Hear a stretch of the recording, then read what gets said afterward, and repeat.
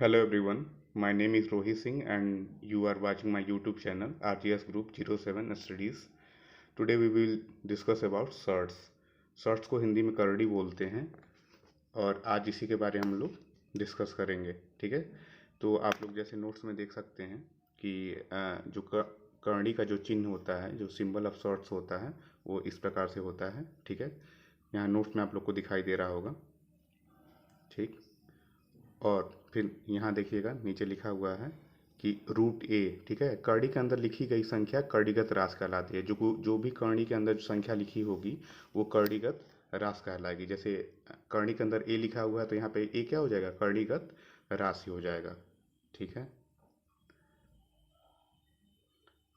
फिर आगे देखिए यहाँ पे क्या करना है, करणी को घात में कैसे बदलते हैं ये सीखेंगे हम लोग। ठीक है, तो जैसे पिछली क्लास में या पिछली वीडियोस में आपने देखा होगा कि हम लोग ने घात के बारे में पढ़ा था, एक्सपोनेंट के बारे में पढ़ा था। ठीक है, तो करड़ी भी उसी से रिलेटेड है। ठीक है, अगर आप लोगों ने वीडियो नहीं देखा है तो आप लोग पिछली वीडियो में जाके देख सकते हैं। पहले आप लोग घात पढ़ लीजिए, उसके बाद से करड़ी आपको ईजिली समझ में आ जाएगा। तो यहाँ पे क्या हुआ है, जो रूट ए लिखा हुआ है, करणी में जो ए लिखा हुआ है उसको क्या लिख सकते हैं, अगर करणी का कोई मूल नहीं लिखा हुआ है तो यहाँ पे देखिएगा ये 2 लिख सकते हैं। ठीक है, 2 लिख सकते हैं। ठीक, 2 लिख सकते हैं, यहाँ पे देखिएगा। ठीक है, तो यहाँ पे करणी का मूल 2 है और करणी के अंदर जो राशि ए है उसको करड़ीगत राशि बोलेंगे। ठीक है, और इसको क्या लिख सकते हैं, ए पे पावर 1/2। और करणी के जितना भी मूल होगा, 2 होगा, 3 होगा, 4 होगा, तो उसको क्या करेंगे, 1/2 करके लिख देंगे। तो ए पर पावर 1/2, यहाँ पे करणी का मूल 2 है तो क्या हो जाएगा, 1/2 हो जाएगा। यहाँ पे देखिएगा आप लोग। ठीक, ऐसे ही फॉर एग्जाम्पल समझाया गया है। यहाँ पे देखिएगा √2 है तो ये बराबर क्या हो जाएगा, 2 पे पावर 1/2। ठीक, ये चीज़ है। फिर और यहाँ पे देखिएगा कि करणी का मूल जो है वो 3 है। ठीक है, और करणी में 3 है तो क्या हो जाएगा, बराबर 3 पे पावर 1/3। ऐसा ही यहाँ पे हो जाएगा 6 पे पावर 1/4। ठीक है, फिर आगे देखिएगा आप लोग।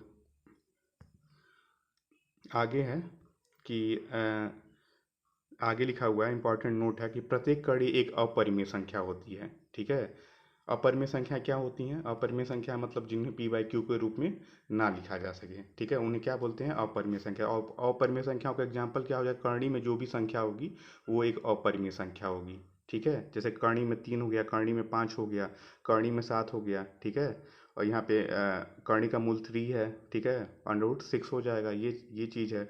2√3 है, 7√2 है। ठीक, अब जैसे अगर करणी में 16 लिखा हुआ है तो 4 × 4 वो 4 बाहर आ जाएगा तो वो क्या होगा, वो एक परिमेय संख्या हो जाएगी। ऐसा नहीं तो ऐसी संख्या जो करणी से बाहर ना आ सके, जैसे √3 हो गया, √5 हो गया, ऐसी संख्या। तो ये ऐसी संख्या क्या होती है, अपरिमेय संख्या होती है। तो प्रत्येक करणी एक अपरिमेय संख्या होती है। ठीक, फिर यहाँ पे फिर देखिए लिख भी दिया गया नोट्स में कि अपरिमेय संख्या ऐसी संख्या जिन्हें p/q के रूप में नहीं व्यक्त किया जा सकता। For example √3, √5 etcetera. ठीक है, अब देखिए यहाँ पे नोट करके लिखा हुआ है कि पाई एक अपरिमेय संख्या है। पाई क्या है, एक अपरिमेय संख्या है। ठीक, और पाई क्यों एक अपरिमेय संख्या है, क्योंकि आप लोग जानते हैं कि पाई की वैल्यू 22/7 होती है और 3.14 भी होती है। ठीक है, तो सोचने वाला विषय हो गया कि पाई क्यों एक परिमेय संख्या है। अब देखिए जैसे 22 में जब 7 का भाग देंगे, 22/7 होती है पाई की वैल्यू, तो वो जब भाग देंगे आप पूरा भाग देते चले आएंगे। 3.14 तो दशमलव के 2 स्थान तक वैल्यू दी हुई है, लेकिन जब आप भाग देते हुए चले जाएंगे तो पाई की वैल्यू क्या आएगी, 3 आ जाएगा, पॉइंट आ जाएगा, 1, 4, ऐसे भाग देते चले जाएंगे तो 5 आ जाएगा। ठीक, 9 आ जाएगा। ठीक, ऐसे करके ये डिजिट आगे बढ़ता रहेगा। ठीक है, तो ये नॉन रिकरिंग डेसिमल टाइप से ये इसका नंबर आते आता है। नॉन रिकरिंग डेसिमल फॉर्म में इसका ये डिजिट आते आते हैं। इसी वजह से क्या होता है, पाई एक अपरिमेय संख्या। अगर रिकरिंग डेसिमल रहते हैं, जैसे 1 2 1 2 1 2 करके ऐसे अगर रिपीट होता रहता, अगर ऐसे इसकी वैल्यू ऐसे आ जाती कि 3.12 ठीक है, अगर ऐसे आती रहती तो क्या होता है, ये एक परिमेय संख्या हो जाती। ठीक है, लेकिन ऐसा नहीं होता है। उसमें क्या होता है, हमेशा डिजिट दशमलव के बाद बदलता रहता है, इसलिए क्या होता है, पाई एक अपरिमेय संख्या है। ठीक है, अब देखिएगा अगला जो लिखा हुआ है यहाँ पे कि 0/1 एक परिमेय संख्या है, ठीक है। 0/1 एक परिमेय संख्या है। परिमेय संख्या की परिभाषा क्या होती है? जिसको p/q के रूप में लिखा जा सके, ठीक है। और p और q क्या है? इंटीजर्स हैं, पूर्णांक संख्याएं हैं, और q is not equal to 0 हो, ठीक है। तो ऊपर क्या है? p की वैल्यू 0 है और नीचे क्या है? q की वैल्यू 1 है, तो q is not equal to 0 हो गया। इसलिए क्या है? 0/1 एक परिमेय संख्या है, ठीक। फिर आगे देखिए, करड़ी के प्रकार हम लोग देखते हैं कि करड़ी कितने प्रकार की होती है, ठीक है। करड़ी कितने प्रकार की होती है? तो लिखा हुआ there are mainly 4 types of surd. Surd जो होते हैं वो मेनली 4 तरह के होते हैं, ठीक है। तो पहला देखिएगा शुद्ध करड़ी। पहला जो है वो है शुद्ध करड़ी, प्योर शर्ट बोलते हैं। दूसरा है मिश्र करड़ी, मिक्स शर्ट बोलते हैं, ठीक है। तीसरा है समरूप या समजातीय करड़ी, ठीक। चौथा है संयुग्मी करड़ी। फिर आगे देखिएगा आप लोग, इसमें क्या है? पहला देखेंगे हम लोग शुद्ध करड़ी। शुद्ध करड़ी किसे कहते हैं? पहला है शुद्ध करड़ी, प्योर शर्ट, इंग्लिश में प्योर शर्ट बोलते हैं। यहाँ लिखा हुआ है, जिस करणी का एक गुणनखंड, जिस करणी का एक गुणनखंड एक हो, ठीक है, दूसरा गुणनखंड एक अपरिमेय संख्या हो, उसे शुद्ध पूर्ण करड़ी कहते हैं। लिखा हुआ है, जिस करणी का एक गुणनखंड एक हो, ठीक है, दूसरा गुणनखंड अपरिमेय संख्या हो, उसे शुद्ध पूर्ण करड़ी कहते हैं, ठीक है। गुणनखंड क्या होता है? जिससे उस संख्या में पूरी तरह से भाग चला जाए, वो उस संख्या का क्या होता है? गुणनखंड होता है। अब देखिए फॉर एग्जांपल, यहाँ पे एग्जांपल से आपको समझाया गया है। जैसे √3 हो गया, √5 हो गया, √8 हो गया। तो उसमें क्या कर रहा है? एक गुणनखंड एक हो, एक तो सभी में भाग चला जाता है एक का, ठीक है। तो एक क्या होगा? सबका गुणनखंड होगा। और फिर कह रहा है दूसरे गुणनखंड जो एक परिमेय संख्या हो। अभी मैंने आपको बताया कि जो भी करणी में संख्याएं लिखी होती हैं, ठीक है, जो करणी से बाहर नहीं आ सकती, वो क्या हो जाएंगी? अपरिमेय संख्या हो जाएंगी, ठीक है। तो यहाँ पे √3 का एक गुणनखंड एक हो जाएगा और √3 खुद का गुणनखंड हो जाएगा, तो इसलिए क्या हो जाएगा? ये शुद्ध करड़ी हो जाएगा।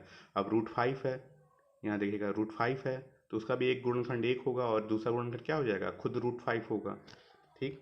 तो इसी प्रकार से इन सबों को शुद्ध करणी बोलेंगे, ठीक है। फिर आगे देखिएगा, यहाँ लिखा हुआ 3√3, ठीक है।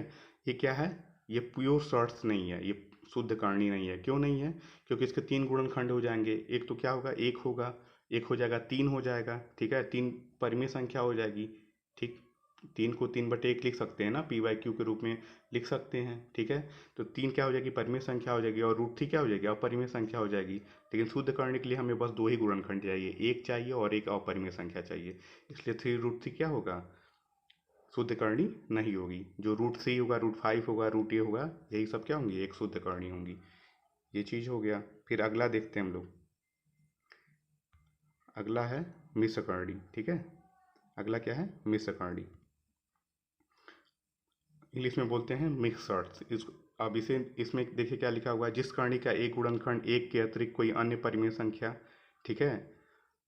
परिमेय संख्या अभी मैंने आपको बताया है, ठीक है, क्या होता है? p/q होता है, जहाँ पे q नॉट इक्वल टू 0 हो और दूसरा गुणनखंड अपरिमेय संख्या हो, तो उसको क्या कहते हैं? मिश्र करणी कहते हैं। मतलब उसमें 3 गुणनखंड होने चाहिए। पहला तो एक होना चाहिए, ठीक है, दूसरा क्या है? परिमेय संख्या होना चाहिए, और तीसरा क्या है?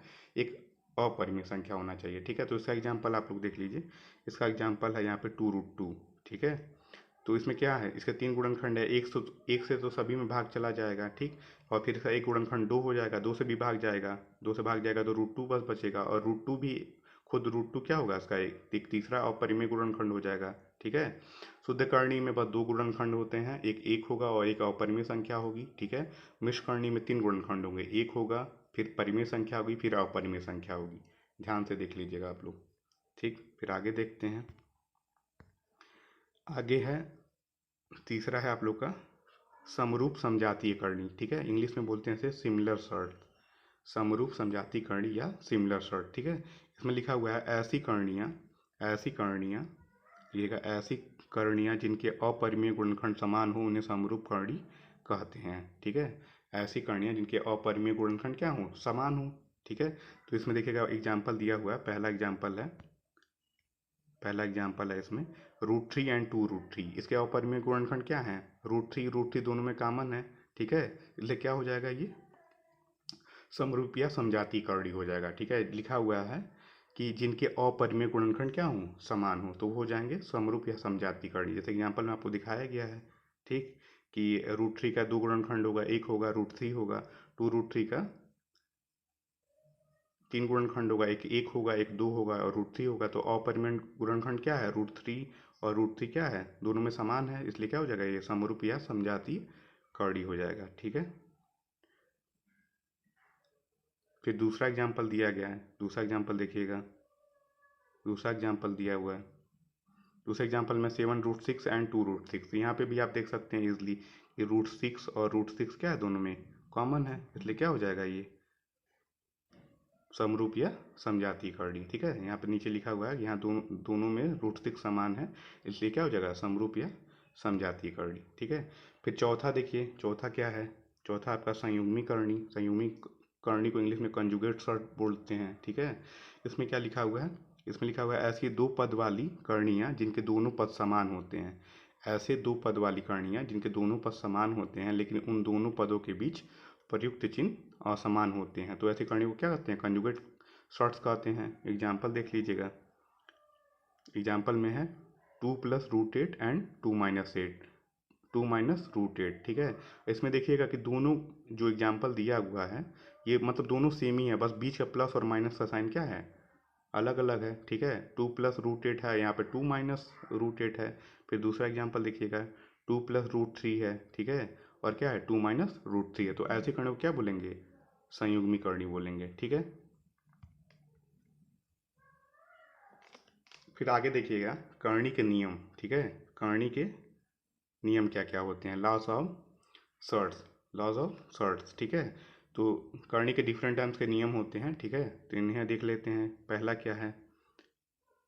पहला है कि जो करणी का मूल है वो n है, और करणी में क्या है? करणीगत राशि जो a है और उस पर पावर क्या है? n है। यहाँ पे देखिएगा आप लोग इस जगह पे। ठीक है। पहला वाला करणी का मूल n है और करणीगत राशि जो a है और टोटल पे पावर है n है। ठीक है। तो ये क्या हो जाएगा? अभी मैंने आपको शुरू में ही बताया है कि जब करणी का जो भी मूल होता है उसको 1/, करके लिख देते हैं, तो यहाँ पे a पे पावर 1/n लिख देंगे, और स्मॉल ब्रैकेट और क्लोज करके क्या लिख देंगे? ऊपर n लिख देंगे। और मैंने आपको घातांक में पढ़ाया था घात घात पर घात का नियम। ठीक है।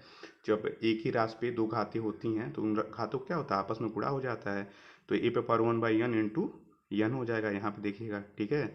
n से n कैंसिल हो जाएगा, तो a पे पावर 1 हो जाएगा, तो a की वैल्यू क्या आ जाएगी? 1 आ जाएगी। फिर देखिए यहाँ पे एग्जाम्पल से भी आपको समझाया गया है। ठीक है। फॉर एग्जाम्पल है कि √3 पे पावर क्या है?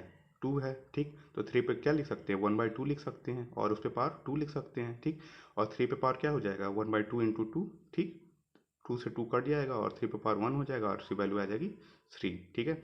अब देखिए कहीं पे अगर दूसरा नियम देखिएगा, अगर कहीं पे ऐसा लिखा रहा है, ठीक है, करणी का मूल n है और करणी में जो राशियां हैं a और b हैं, a इंटू बी है, तो वो किसको कैसे लिख सकते हैं? इसको अलग अलग फॉर्म में ऐसे लिख सकते हैं। ठीक है। √a लिख सकते हैं और √b लिख सकते हैं। ठीक है। और करणी का मूल जो रहेगा वो ऊपर लिख देंगे। यहाँ पे n है तो यहाँ पे भी n है। ठीक है। इन दोनों को अलग अलग लिखा जा सकता है। फॉर एग्जाम्पल देखिए समझाया गया है। ठीक है। करणी का मूल देखिए यहाँ पे 5 है, और करणी में जो राशि है वो 2 × 3 है। ठीक है। तो क्या क्या लिख सकते हैं? इन दोनों को अलग अलग लिख देंगे। यहाँ पे करणी में 2, करणी का मूल 5 हो गया ये, और गुणे करणी का मूल 5 और करणी में जो राशि है वो 3 हो गई। ठीक। फिर अब तीसरा नियम देखिएगा। तीसरा नियम क्या है? तीसरा नियम ये वाला। ठीक है। अगर करणी में a/b दिया हुआ है, जैसे वहाँ पे गुणे में था तो अलग अलग किया था हमने, ऐसे भाग के नियम क्या करेंगे? अगर एक बटे के रूप में हो तो ऊपर वाले में भी करणी का जो चिन्ह है वो बढ़ जाएगा। ऊपर वाले में करणी का मूल n है, करणीगत राशि a हो जाएगी। ठीक है। और नीचे वाला जो b है उसी तरह सेम इसमें भी करणी का मूल n हो जाएगा, और करणी में जो राशि होगी वो b हो जाएगी। ऐसे लिख सकते हैं इसको। ठीक है। और फिर फॉर एग्जाम्पल से समझाया गया कि करणी का मूल 3 है। ठीक है। और अंदर करणी में जो राशि है 5/11 है, तो इसको ऐसे लिख देंगे। ठीक है। ऊपर 5 लिख देंगे और करणी में इधर नीचे 11 लिख देंगे। ठीक। फिर चौथा नियम देखिएगा। चौथा नियम है कि करणी का मूल n और करणी में जो राशि है a है और टोटल पे पावर m है। ठीक है। तो उसको क्या लिख सकते हैं? इसको क्या लिख सकते हैं? करणी का मूल n है और करणी में जो राशि है उसका उस पर पावर लगा देंगे, जो बाहर पावर है वो अंदर चला जाएगा। ठीक है। घात पे घात का नियम ये एक तरह से इसका पूरा इलेबोरेशन वाला इसका रूप है। फॉर एग्जाम्पल समझिएगा, इजली समझ में आ जाएगा। यहाँ पे एग्जाम्पल है कि करणी का मूल 3 है और करणी में जो राशि है वो 2 है, पूरा का स्क्वायर है। ठीक है। तो ये स्क्वायर वाला जो चिन्ह है वो करणी के अंदर आ जाएगा, 2 पे भी स्क्वायर हो जाएगा। ठीक है। या इसको ऐसे भी लिख सकते हैं, 2 पे पावर 1/3 और टोटल पे पावर 2 या 2 पे पावर 2/3, ठीक। फिर आगे इसको फिर उसी फॉर्म में ये वाला ला दिया गया है, देखिएगा, ठीक। देखिए पांचवा नियम बहुत ही इंपॉर्टेंट, इसको ध्यान से देखिएगा कि अगर कर्णी पे कर्णी लगी हुई है और दोनों का मूल्य अलग अलग है, एक कर्णी का मूल्य क्या है m है और एक कर्णी का मूल्य है n है, ठीक है, तो दोनों मूल्य का आपस में गुणा हो जाएगा, कर्णी का मूल्य हो जाएगा mn और कर्णी में जो राशि है वो a हो जाएगी, ठीक है। फॉर एग्जाम्पल समझाया गया कि एक कर्णी का जो मूल्य है ऊपर वाली का 3 है और यहाँ पे देखिएगा, और एक कर्णी का मूल्य जो है वो 4 है, ठीक है, और अंदर जो कणीगत राशि है वो 2 है, ठीक। तो जो दोनों कणियों का मूल्य क्या होगा, आपस में गुणा हो जाएगा, 3 गुणे 4 हो जाएगा और अंदर जो है वो 2 हो जाएगा, ठीक। अब देखिए इसको पूरा एक्सप्लेन करके समझा दिया गया यहाँ पे कैसे लिख सकते हैं इसको, कर्णी का मूल्य 4 और कणीगत राशि 2, टोटल पावर कितना हो जाएगा 1/3 हो गया। फिर यहाँ देखिएगा 2 पे पावर 1/4 और टोटल पे पावर 1/3, फिर 2 पे पावर 1/4 इंटू 1/3, ठीक, और 4 तिहाई 12 हो जाएगा, 2 पे पावर 1/12 हो जाएगा, ठीक है।